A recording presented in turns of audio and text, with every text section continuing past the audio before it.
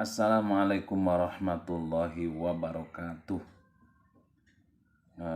Teman-teman, saudara kaum muslimin dan muslimat, ya, mengomentari tentang sholat tarawih yang super cepat, gitu ya.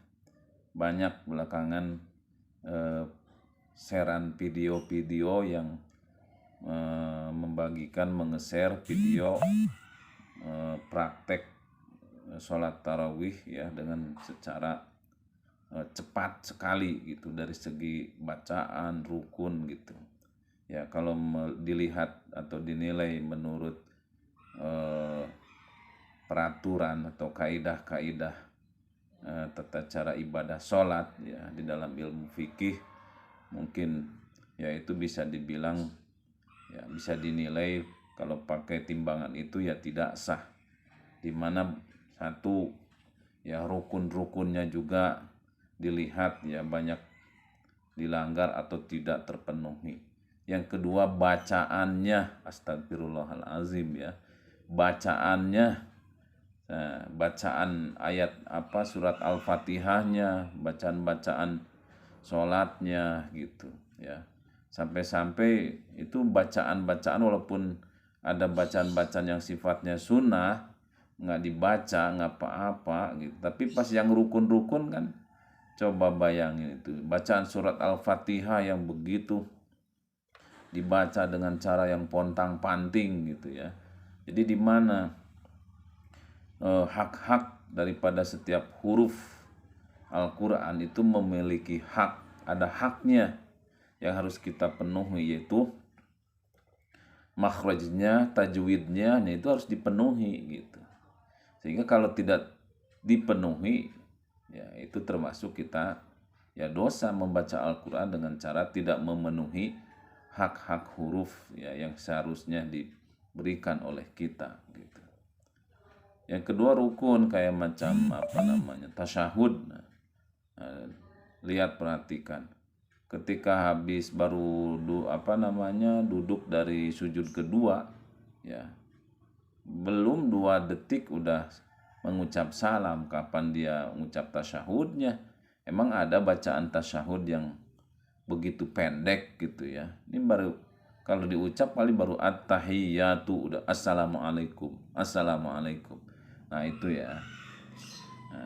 Dan satu hal yang saya perlu ingatkan, bahwa di dalam membaca Al-Quran ya, terutama surat Al-Fatihah di dalam sholat itu ya, nah, itu harus benar-benar diperhatikan gitu, makhrajnya ya, tajwidnya gitu.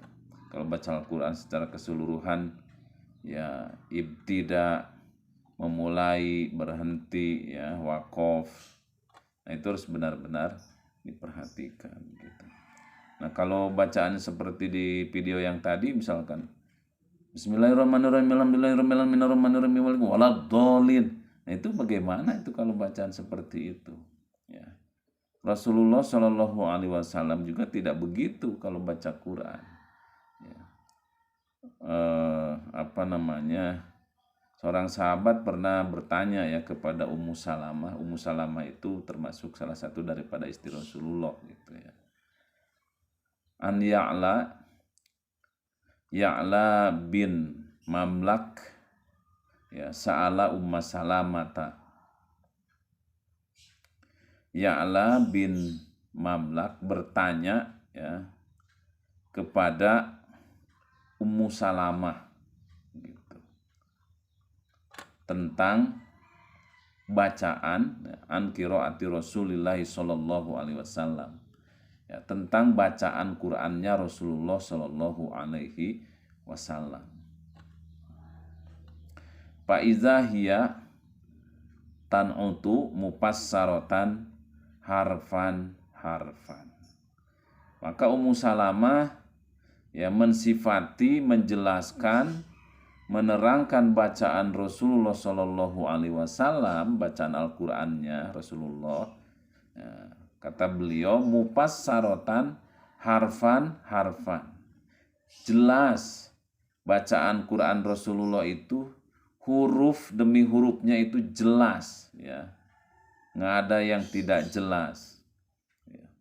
Jadi nggak gini, misal suka ada yang baca Quran tadarus baca Quran tapi seperti ini bacanya. A'udzubillahi minasyaitonirrajim. Bismillahirrahmanirrahim. Yasin wal Qur'anil hakim innaka laminal mursalin ala siratim mustaqim tanzilal azizir rahim. Nah, itu kan tidak jelas. Harusnya Yasin wal Qur'anil hakim innaka laminal mursalin ala siratim mustaqim tanzilal azizir rahim. Walaupun dibaca cepat ya, temponya cepat, tetap ya huruf demi huruf itu harus jelas karena ada haknya masing-masing huruf ya, yaitu makhraj huruf ya. Nah, itu harus jelas. Jadi kalau dilihat bagaimana tuh ya hukumnya sholat tarawih yang super cepat, bacaannya tidak jelas ya, seperti itu ya. Kalau dilihat dari kaidah-kaidah ibadah ya jelas itu melanggar kaidah-kaidah. Jadi banyak yang dilanggar. Satu, kaidah-kaidah ibadah, rukun sholatnya dilanggar. Yang kedua, bacaannya juga ya dilanggar juga.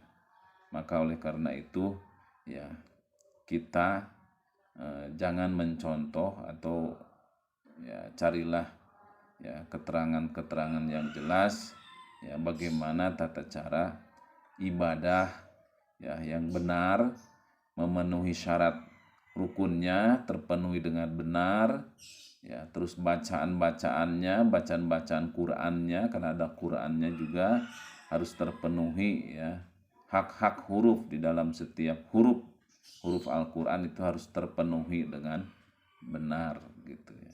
Nah, itu yang penting ya, yang penting untuk kita ketahui dan agar kita bisa mengamalkannya dengan benar pula gitu. Jadi jangan ikut-ikutan gitu sesuatu yang tidak benar, tidak ada landasannya ya, tidak ada dalilnya, tidak ada keterangan yang bersumber ya dari keterangan Al-Quran atau hadis atau penjelasan para ulama.